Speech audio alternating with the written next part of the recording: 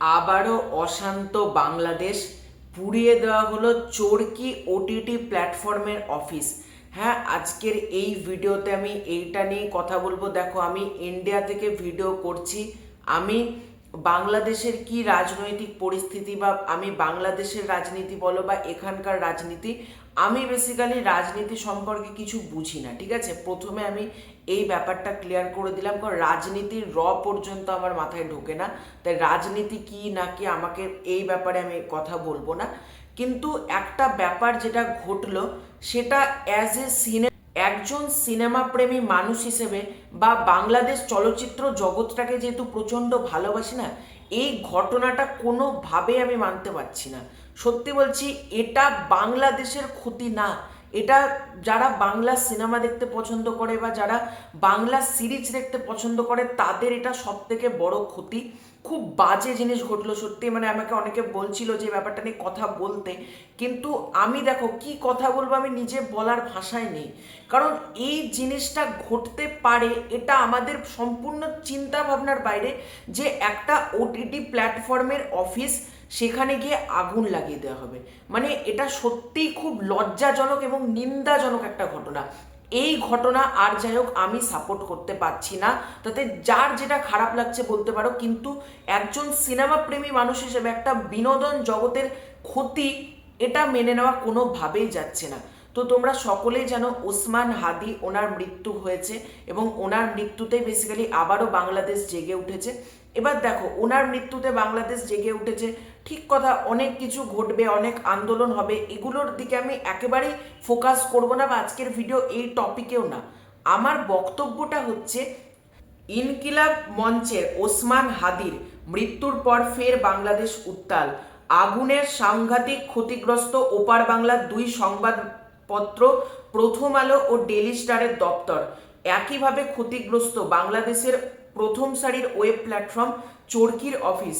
Web প্ল্যাটফর্মের এই অফিসটি প্রথম আলোর ভবনের ঠিক তিনতলায়। সংবাদপত্রের খবর অনুযায়ী ফের বিদ্রোহের আগুন জ্বলায় ভীত ওপার বাংলার বিনোদন দুনিয়া। ভয়ঙ্কর ধ্বংসলীলার নীরব দর্শক অনেকেই, কিন্তু তারা মুখ খুলছেন না কেউই। আরও জানা গিয়েছে, প্রথম আলোর মতো সম্পূর্ণ অগ্নিদগ্ধ না হলেও অনেকাংশেই ক্ষতিগ্রস্ত চরকির অফিস।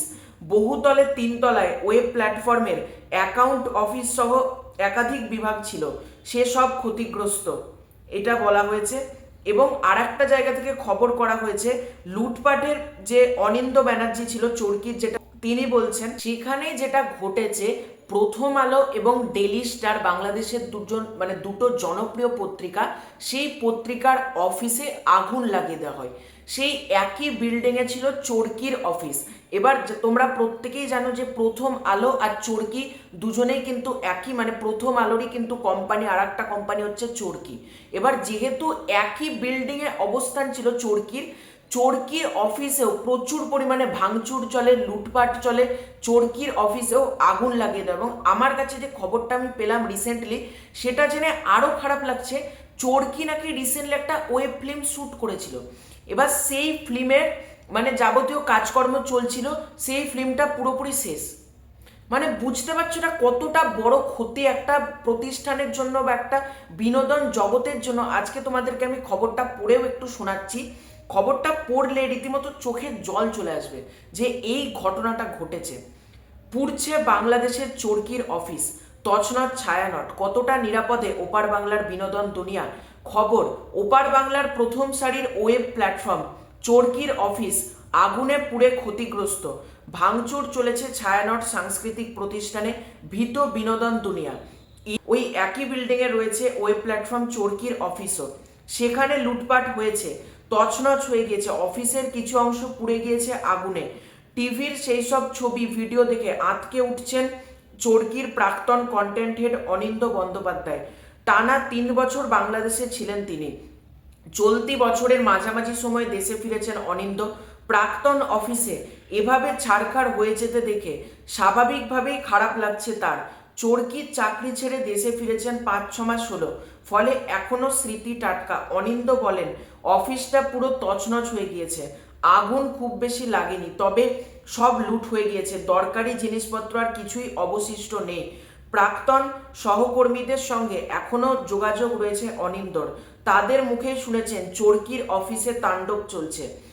অনিন্দর কথায় এর আগেও বহুবার অফিসের সামনে অশান্তি হয়েছে, তবে অশান্তিরাজ কখনো অফিসের ভেতর এসে পৌঁছেনি।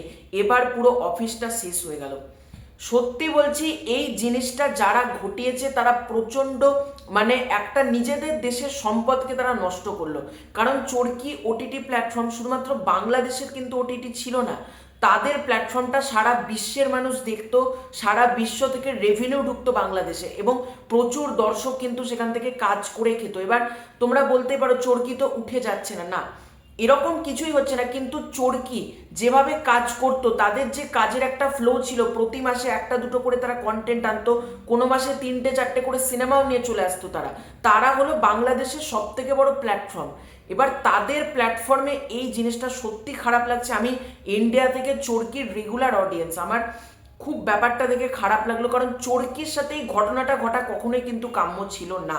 আজকে কি কারণে ঘটলো না ঘটলো আমি জানি না, অনেক জায়গা থেকে বলা হচ্ছে ভারতের শিল্পীদেরকে নিয়ে যেহেতু চরকি কাজের কথা ভাবছে সেই কারণে করা হচ্ছে। আমি জানি না বাংলাদেশ থেকে কেন এভাবে ভারত বিদ্বেষ ছড়ানো হচ্ছে, আমি কিচ্ছু বলতে পারবো না।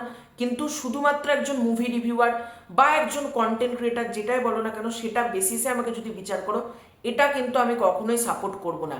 কোনো জায়গাতেই আগুন লাগানো ভাঙচুর করা কখনোই কিন্তু কাম্য না, এবং চরকির সাথে যেটা হলো সেটা আমি তীব্র নিন্দা জানাচ্ছি। তো এটাই ছিল আজকের ভিডিও। তোমাদের পুরো এন্টায়ার বিষয়টাকে নিয়ে কি মতামত কমেন্ট করে জানিও।